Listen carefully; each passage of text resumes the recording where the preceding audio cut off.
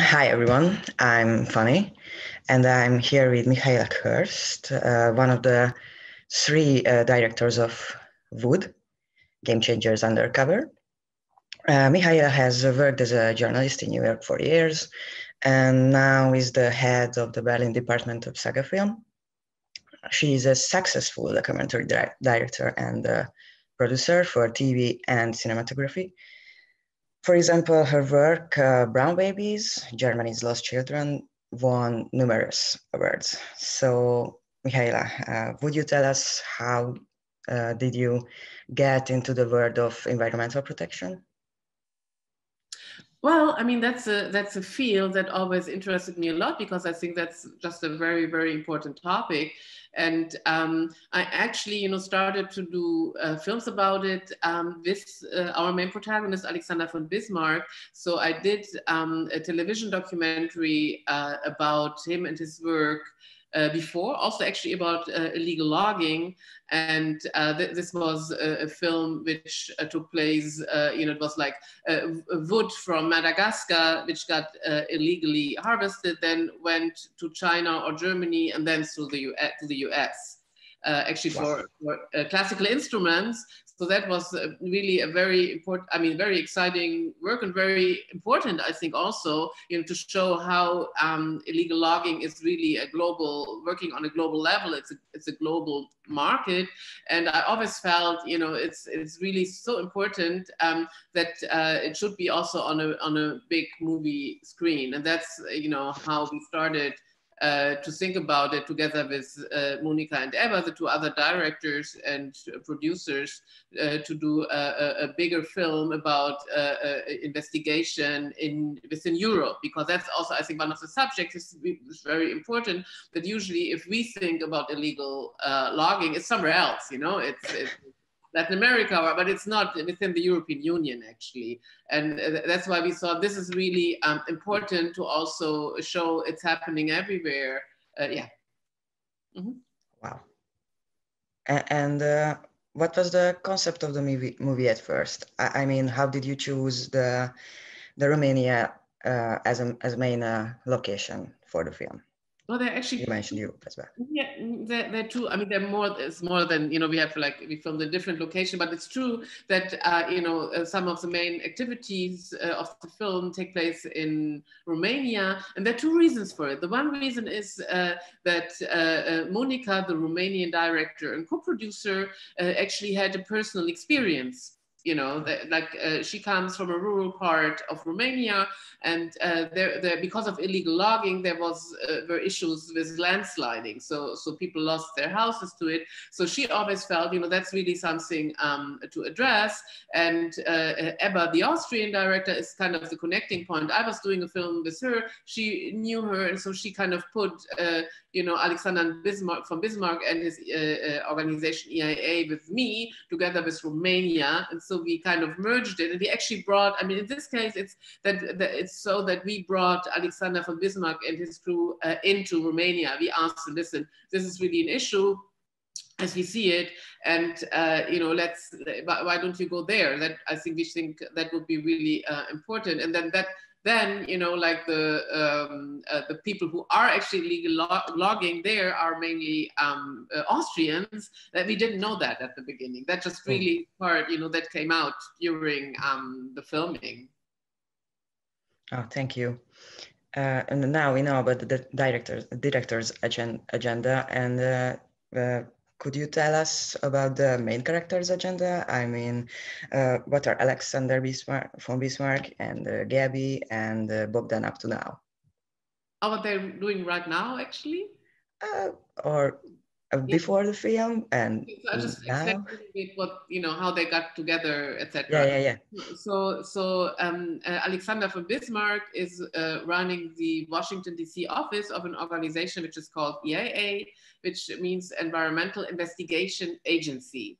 And what they actually do is, which I think is very, very important work, that on the one hand, they really work as so-called wood spies. So what they do is they track the wood from the illegal logging parts, you know, so the whole chain through, you know, the production, and then to the places, the countries where the final product is being sold. So, but that's not the only thing, you know, that like they publish that, but what they actually do, and the goal is that they use this information for political lobbying to change laws. So worldwide. So for example, because of that, and because of their part of their research, the United States, which was always very surprising to me at the beginning, has one of the hardest laws against illegal logging worldwide. So it's much harder and harsher than, let's say, the European law. So they use this for, you know, like worldwide to change laws. And then what they do is that they connect with people on the ground, like let's say Gabi in Romania, who are working constantly on preserving the forest. And they did great work before EIA and Alexander came into the country, but somehow, you know, because being in Romania, they needed somebody from outside to put their work, which still continues, really on a bigger scale, you know. So, and they all still, you know, I mean, it's an ongoing battle. Like it's you know, I mean, right now, I just read the news from EIA that in Peru, which is like one of the parts we filmed, you know, that one company got a really big fine, like a big company who's logging there, they have to, I mean, it's the first law, the first decision from the court. They're supposed to leave the country. They have to pay millions of dollars because of illegal logging. And also Gabi, for example, is working hard on preserving the forest in Romania. So it's ongoing. Mm-hmm. Oh, that sounds awful, to be honest. People are always trying to find the loopholes, right? I mean, the people who try, I mean, it's at the end of the day, it's about money, right? It's always about money. Okay, I'm glad you mentioned laws, but in a different aspects, I wanted to ask you that about the GDPR. I mean, your movie is a real life spy movie as well, and we can actually see how Alexander prepares for hidden camera shooting. And what I'm interested in is what are the laws are there? I mean, you can film or shoot in China, but not in Europe, or how about that? I mean, like undercover footage, how the law, well, this is a gray area, I'd say. I mean, Alexander von Bismarck, that's what they do. They use this kind of footage and this kind of work because that's the only way to actually expose these things and to kind of have evidence. You know, they didn't start filming that for us. So they do that because they do that anyhow. So we kind of, I mean, of course, we had lawyers going through it. And they said, yeah, we can use that footage because it is evidence. But I think if you would do this just as a journalist, it would be much more tricky, or as a filmmaker, you know. But us following them, you know, I think that's okay to do, actually. I see. Okay. And we can see Gabi having a conflict with the security guard. And did you have been taken to protect any measures to protect them, the informants? I mean, there were any? I don't know. What do you mean now? I didn't get it. So like if we protected Gabi in that situation, or if we not like you or the I don't know. Don't meet him in a very public area, or I don't know. Well, I mean, you know, I think it's, you know, Gabi's doing this work for a long time, but you're totally right that it's the people on the ground who are the ones who are endangered. you know. So this is a conversation which we have beforehand, before we start filming, with everybody who's involved, you know, saying like, listen, this, you have to make a decision. It's, you know, if it's going to be public. I mean, of course, Gabi also published that film obviously on YouTube, and it had an enormous impact, you know. So people know what they are actually getting into. And concerning the security part, it's, you know, I mean, Alexander von Bismarck, you know, they're working in this area for a very long time. And, you know, so I did work with him before, so I do trust him. He actually has also a military background. He used to be a Marine, like in one of the early troops of the Marines in the States. So he does have a background. He has a good, you know, I think, ideas about how dangerous things are. But you're absolutely right, for everybody involved, including the film team, there is a risk. You know, there is like a risk also, a rest risk, because you never know. I mean, I would say in Romania, you know, for us being more people, fine. But let's say if you're in China, somewhere in a factory, nobody knows. If you're in, you know, we were in the far Russian East filming in the forest at the very beginning of the film. Also there, I think it's much more, you know, you're far away, it's much more brutal. And if we would have really met the illegal loggers, they have guns, you never know. Sure, it's like something, but at the end of the day, the people who are fighting on the ground in those countries, I mean, for me and also for Alexander von Bismarck, they are the real heroes, because they stay there and they continue fighting. And as you saw in the end of the film, you know, people who work in the forest in Romania are getting killed, also in Peru, same thing. So it's a hard fight, and it's people are aware what they're getting into and how dangerous that is actually. I get it. So have there been any other unexpected events like that, or that was the biggest conflict? No, that was the main conflict in the film, I would say. But we are getting now, which that's very interesting. You know, now in Austria, obviously the main company who is you know, in the film, who is logging in Romania is Austrian, and no, so we do experience now actually quite some pressure from the company against the film. We just had last week, there was a Biennale, which was actually taking place physically, and I was very thankful that I was able to still go there to show the film together with Ebba. And we had one screening, the second screening, biggest screening, where actually quite some people from the company were there, trying to kind of, you know, give their opinion. I don't want to say hijack the discussion, but give their opinion, you know, saying like it's all not well researched, the data is not true. So there is, you know, especially from the Austrian side, trying, you know, to show that it's wrong, that they are a super company. And then anyhow, whatever was wrong, they changed it by now. And why don't we show that? Mm-hmm. So they are saying they are innocent as well? Well, I wouldn't go that far, but yeah, they changed, you know, and so, you know, but it's a long discussion, because I always think if you make the decision as a company to go into a country like Romania just after the fall of socialism, where there is a lot of you know, movement and not a lot of, you know, there is corruption obviously in a country like this, it's a decision. And if you kind of like then always use the possibilities which are semi-legal or not so legal, then that's a decision as a company, and that doesn't look to be very, you know, honorable or sustainable. Let's put it that way.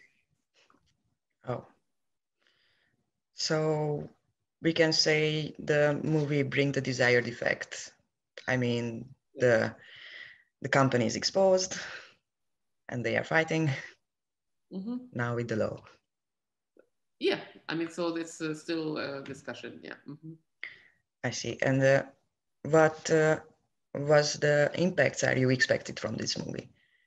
Well, the impact actually is, on the one hand, that people are aware of it, that they can't. I mean, I know that people are aware of illegal logging, but I think they are not aware, or we're not aware of it, that it's happening within the European Union, and that this is also a huge issue. And I think that is one of the things which, you know, I really strongly believe, and it's very important to know that this is, you know, an issue which really is important for all of us. And then on the other hand, you know, on a more philosophical level, for me, it was always important that, you know, what Alexander von Bismarck and his crew are doing is really trying to change the laws. But that means also, you know, can we, you know, is our political and economical system, you know, are we still able to use the laws to get to better results? And I think that is a very important question for a lot of areas. You know, you know, do the big companies, you know, are we still able to control them with laws, or aren't we? And I think that will make a huge difference in the next 10, 20, 50 years for all of us. Oh.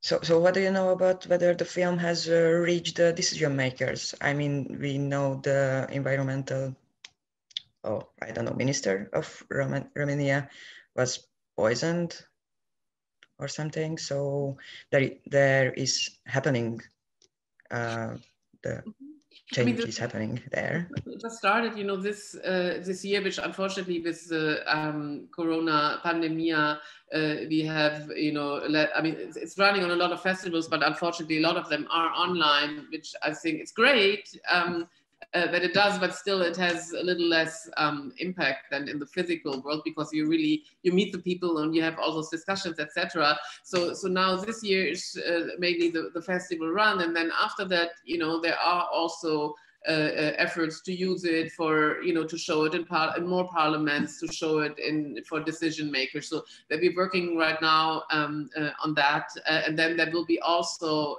if possible, obviously, there will be the film will go to the movie theaters in different countries, which also opens, you know, a wider discussion. Before then, it's also being shown on TV. So I think, you know, it's kind of an ongoing thing, trying, you know, to use it as much as possible to show the issues.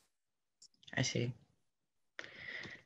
That's sad. The pandemic is slowing down everything now. No, I know, but that's for, you know, we're all in it together. So yeah. Okay, now I have run out of questions for now. So I want to go back for the hidden cameras, but not the hidden cameras. I mean, I know that the cameramen are having big cameras with them. So I'm interested in how did you film in the forests, and how do you film in the forest, like bird watching or something like that? Well, I mean, there were two parts. I mean, some parts, you know, we did have just a camera out, or you know, he was kind of hiding in the back of a car, etc. But there were other parts where actually the cameraman had to also take an identity, like, you know, like Alexander von Bismarck pretending to be, in this case, actually a seller. You know, for example, in one of the Chinese, or in the Chinese factories, you know, we have pretty okay footage, not just footage from the hidden camera. So what the cameraman did was, you know, he used like a photo camera, which still can, you know, film HD, and he was pretending to be the designer. So he was like mainly filming with his belly. So you know, and then also Alexander von Bismarck being used to this and his crew, you know, they would use like, you know, GoPros, and then sometimes just put them there because they look kind of like whatever, people don't pay attention. If they really trust you, they don't pay attention. You know, they were being wired, they had like sound devices which people didn't see, and sometimes, you know, like for example, especially in Romania, going into the company itself, like nobody could go. So that was really all hidden camera footage, you know, from like, I mean, like the spy stuff, you know, having it some here, having one in a bag, and you have to kind of, you never know what you're getting. Is it really running, yes or no, because you can't check it. So it's like really a mix, and we knew that. I mean, we knew this is going to be part of the film. And of course, the undercover footage quality is not so super, but we still thought, you know, because it shows things which usually you can't see. So we knew from the beginning this is going to be a part of the film, which, you know, I still think it makes also the film a little bit more exciting, because you actually get to see things which usually you don't get to see, right? Thank you. You're welcome.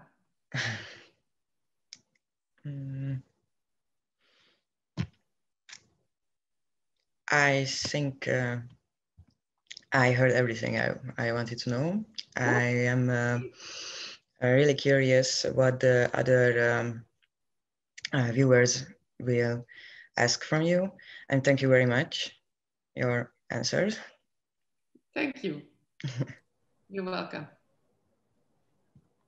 So I think this is the end for this. Cool. Thank you very much.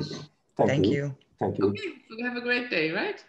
You too. Thank you. You too. See Bye you. bye. Bye.